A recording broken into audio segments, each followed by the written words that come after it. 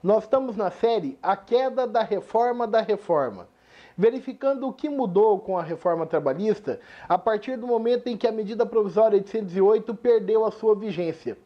O que a medida provisória tinha alterado na reforma trabalhista e com a perda da vigência voltou à redação original.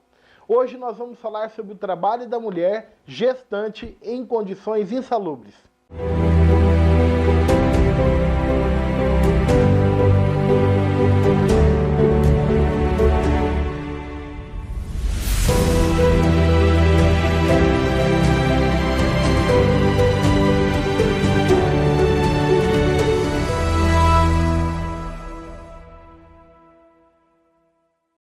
A primeira coisa que você precisa ter em mente é quando que se caracteriza o trabalho insalubre.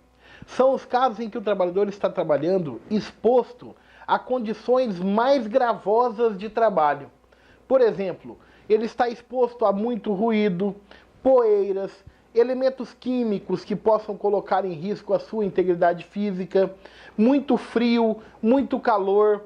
Quer dizer, as condições de trabalho insalubre são mais gravosas para a integridade física humana do que o trabalho comum de todos os trabalhadores. Por isso, o artigo 192 da Consolidação das Leis do Trabalho, a CLT, regulamenta como que é a remuneração nos casos de trabalho insalubre. E ele diz o seguinte: quando essa insalubridade é muito forte, chama-se de grau máximo, tem que se pagar um adicional de no mínimo 40% para o trabalhador. Adicional esse calculado sobre o salário mínimo nacional. Quando a insalubridade é de grau médio, nem tão forte nem tão fraca, paga-se um adicional de 20%. E quando essa insalubridade é de grau mínimo, paga-se um adicional de 10%. Muito bem, quem diz quais são os casos de insalubridade é a NR15 do Ministério do Trabalho e Emprego. É uma norma que regulamenta quando é que você considera que existe uma condição de trabalho gravosa para fins de insalubridade.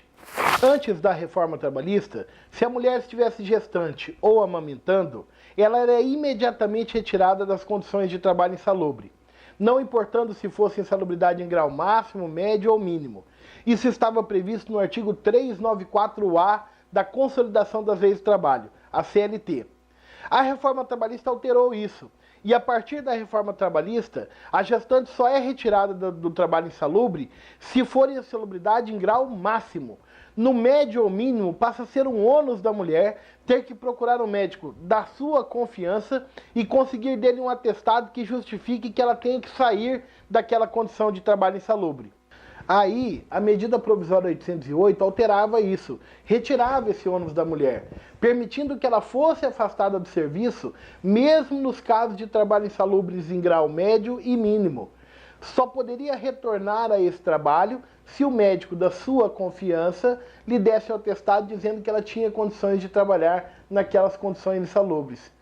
Porém, como você sabe, e nós estamos explicando nessa série de programas, a medida provisória perdeu a sua vigência e a reforma trabalhista voltou à sua redação original. E quais são as consequências disso?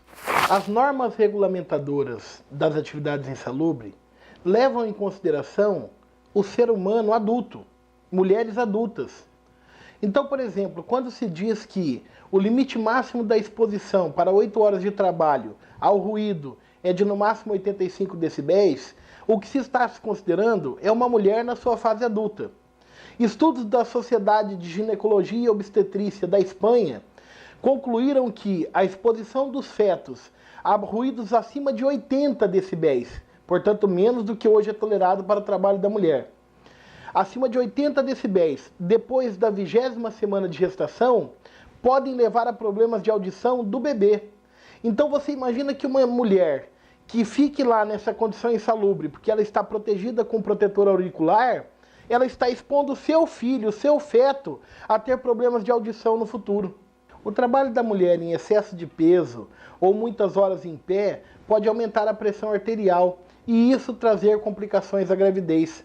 Também a exposição a agentes químicos pode causar náuseas, dores de cabeça, já que o estado gravídico altera o plano das sensibilidades do corpo da mulher. E essas eram razões pelas quais a norma dizia que imediatamente ela deveria ser afastada do trabalho em condições insalubres.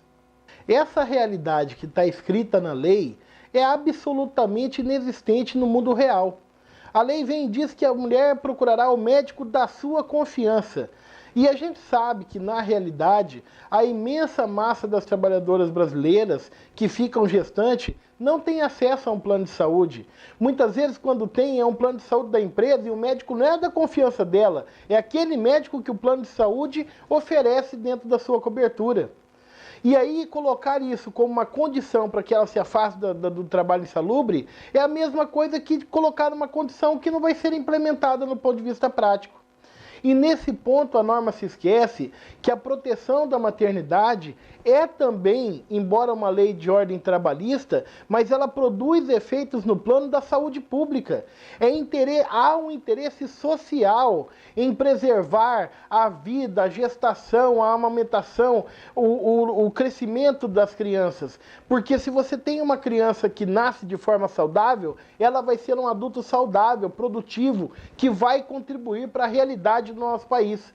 Portanto, quando você precariza esse tipo de situação, você corre um risco de lá na frente ter uma resposta e um prejuízo social muito grande. E é nessa hora que você se dá conta de que mentiram, mentiram e mentiram para você.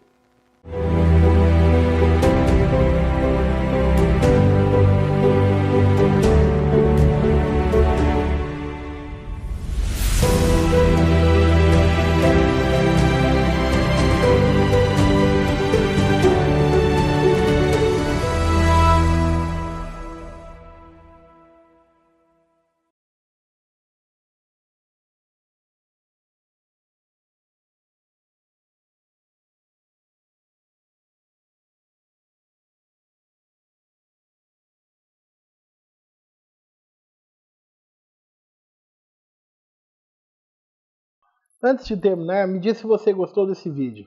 Se gostou, compartilha nas mídias sociais para que mais pessoas tenham acesso a ele. No YouTube, se inscreve em nosso canal, Saperi Áudio Professor Wander Medeiros. No Facebook, curte a nossa página, Saperi Áudio Professor Wander Medeiros. E aqui nos comentários desse vídeo, eu quero que você me fale o que você acha do trabalho da mulher em condições insalubres. Até a próxima!